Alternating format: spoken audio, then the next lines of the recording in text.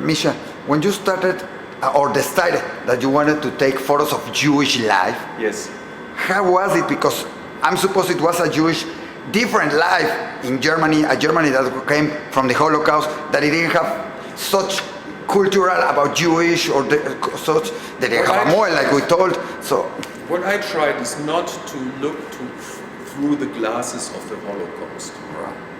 I wanted to have a look or a view or to get involved in Jewish life. You cannot refuse the Holocaust, this for sure. Sure. But for me... And not in Germany. And not in Germany at all. So my first appointment or my first, Achievement? achievement was the funeral of Heinz Galinski. Heinz Galinski was a long year, director or Vorsitzender. He was the leader of the Jewish community in West Berlin. So he died in '92. And I was there to make some pictures, but the German President Richard von Weizsäcker was there, the Chancellor Helmut Kohl was there, all press agencies were there. It was nearly impossible to get different pictures than normal press pictures. But my interest was to make different pictures. And I saw a guy who also was looking for different pictures. And he saw the same for me. He saw me and says, this guy is not a press photographer. I was looking for something else. So we get in contact. And we started conservation. And that was a Jewish-American photographer. His name is Edward Zerotta. So Edward today is director of Centropa in Wien, who is collecting collecting is maybe not the right word. The East European Jewish heritage. Right. They made interviews with the last survivors. They were looking for the East German, East European Jewish life. This is a big thing in Vienna. So he introduced me to many people. So I had a support from somebody who was involved in the community, which was very important for me. And then you started to take photos. Would you look at every time, from what I see in your photos, you look a different moment. If you have a photo about Purim, we will talk later about the Russian, but you have a photo of Purim. If everybody wants to take a photo about Purim, you look for everybody with a costume. Mm-hmm. And you took one girl. Yes. With the people talking there and sitting on a table. It's different. It's a different moment. Yes, it's a different moment, which is, the context is this, for the most people in this room, it's the first Purim celebration in their life. Right. Because they never celebrated Purim in the former USSR. So they don't know how to act, how to celebrate. Some people say to them, oh, you can make some costumes, but you know, their background is different. It's a Russian or maybe a Soviet Union background. So they are insecure, people are looking for their new identification. And you cannot brief identification, you have to learn traditions. If these traditions are not given to you by your parents, by your grandparents, by your community, so where should it come from? Tell me something, what did you discover when you started to take photos? You find a community that were coming from Russia, from the URSS. What did you discover about them? How did you find them to start taking photos of them instead of what it was the normal Jewish community, the German Jewish community? When 1990, yes. Before I started with Jewish life, I was in Moscow, living in the flat on the apartment of a family who some weeks earlier moved to Germany. All right. So there was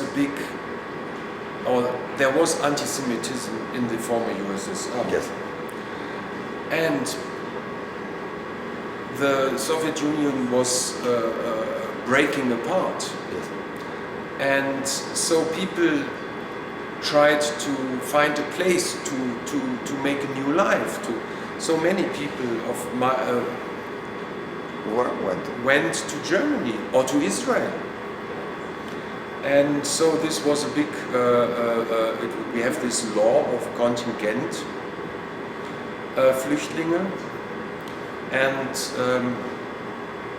so they had the opportunity to go to Germany. And not everybody opened his arms because it was for the also for the Jewish community. It was a big challenge, you know. So many. There were many Russian Jews? Yes, many, hundred thousands. Oh wow, right. Yes. For a community that they were around 8,000 or 10,000. And even it's before the reunion. Some maybe just had 50 people in their Jewish community. Maybe for the big Jewish communities, Berlin, Frankfurt, Munich, Hamburg, it was maybe a little bit easier. But for the small, it was a big challenge. Okay. And so they had to learn German.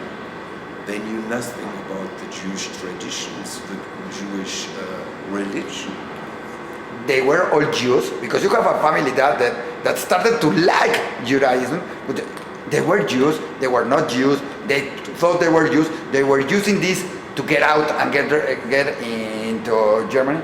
How maybe these, I'm sure that there, but it's not me to judge this. So sure, there were people who just went on the ticket out of sure, why not? Yes, maybe they were. But from the people I was connected to, they had no idea about the Judaism, about the religion. And today they are Orthodox Jewish people and they support their community and they live in Canada and they really have a Jewish life and a Jewish identity. And tell me, when you started to take photos of these Russian people that came to Germany, you didn't take just the Jewish part. You take also their lives, their houses, their homes. Yes. Why? Because many will thought, all right, let's take the photo. But because this makes you understand in which situation they arrived. It's not, forget the Jewish. It's a story about migration. I mean, it is nothing to do with Jewish. It is something about migration. They go in, they come to places which was a former camp or a barrack from the U.S. Army. Right, yes. You know? Yes. And they served in the Red Army. They were old and they served maybe in the Red Army and then they came to Germany, and the first place where they live is in the former barrack of the U.S. Army. Right. So you have to. The U.S. Army in Germany. Yes. And on the other side of the street, there's still a German barracks, and they are marching. And it has to be very interesting. Disgusting. All the photos are original from you, or it's you were daily looking. life. It is not specially on Jewish. Yes, it's a daily life. Yes, of what happened. You are recording here in your photos. You are recording a history of what is happening in Germany, and with the URSS that break apart. You are getting many things there because there have to be a lot of people getting from all around to Germany in that moment. Yes, and how they were. Received there. Now in moments that Germany is having another immigration. Now they are in all Europe from Syria. Yes. It's a history, and from the other east side of Europe. It's a story that it's repeating itself. Yes, it's repeating. It will follow us the next decades, every generation. But it's not new. I mean, in the 17th century, there were big migrations into Berlin from the Eastern Europe. The anti-Semitism is not something which is developed in the 20th century. Tell me something. Why in black and white? You told me I can't. Why in black and white? Many will thought about. It refers to history. When you put something in black and white, you say it's history. But in the 90s, there was already color. You can refer to color. Yes. Why in black and white? It is maybe to get a bit closer to the persons. If you have colors, I mean, I'm sure I could have done the story in color too. I started in black and white, so I continue to black and white. But for me, it is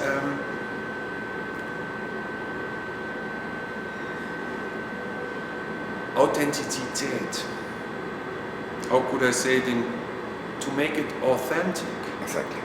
Is how act people together, and you still have the information on the room or on the stage where they act, where they do their daily life, but it is not so much in focus. So the interaction between persons, for me, I can better tell in black and white. Right. So it is, you know, maybe the carpet is too colorful, will not fit into the picture. It doesn't disturb you. I always look to the interaction, how people interact. You took the photos in black and white, or you took them in color and then? No, this because I'm asking that because now for the people it's what? You couldn't take the photo. You take the photo and then convert it to black and white.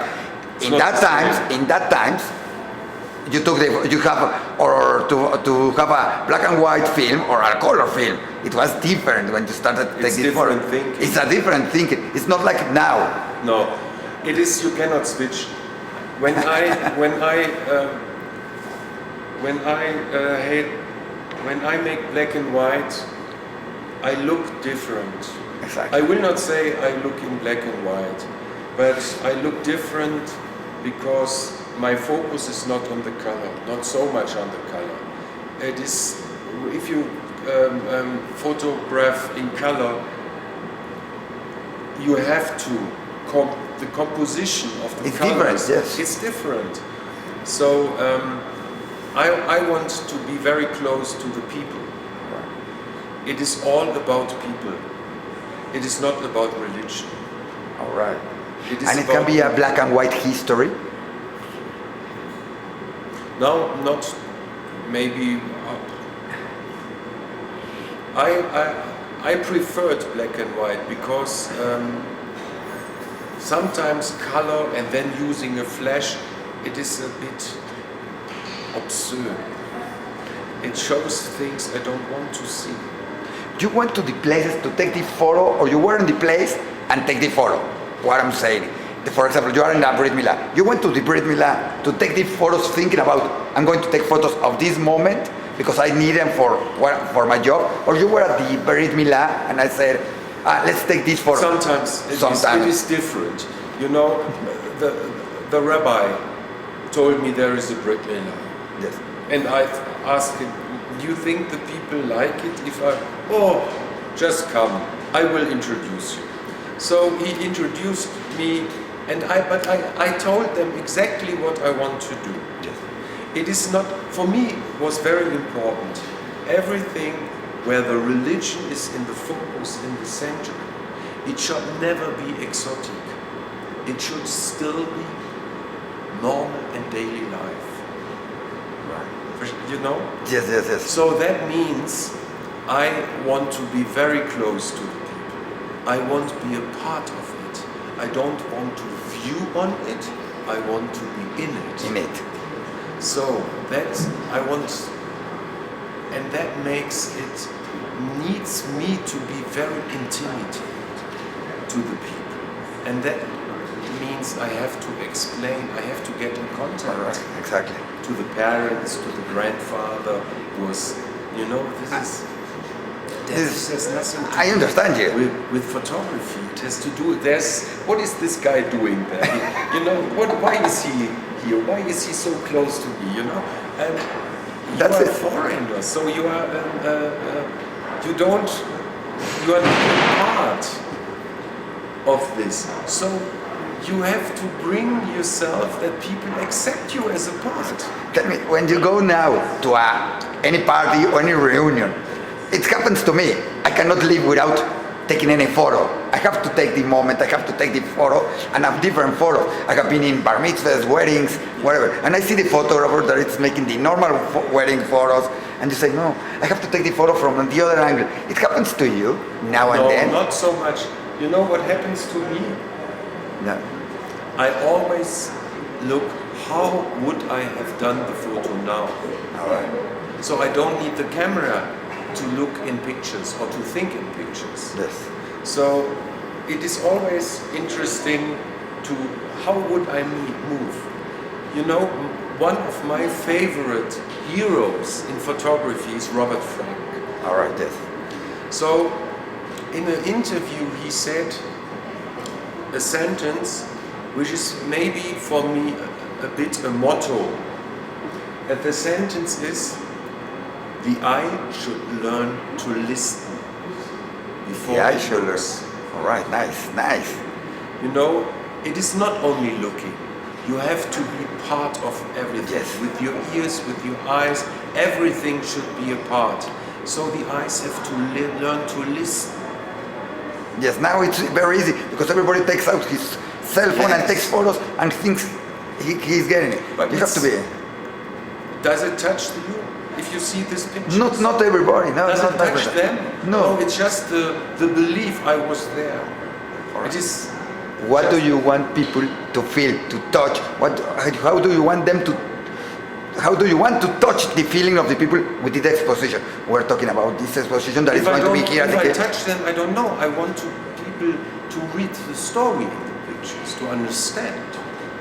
Maybe I can help them for an answer, but I can give them my answer. It is always, I'm just the referent. But the photo has to talk But about they are the by reason. itself. Yes, but everybody is looking on pictures with his own background. He must learn to trust his own view, with his own biography, his own understanding. I can just offer something, not more. What do the people in Germany now, that they are still or another, when they see their photos, we're talking there are photos from many years ago, well, not so many, Not many. but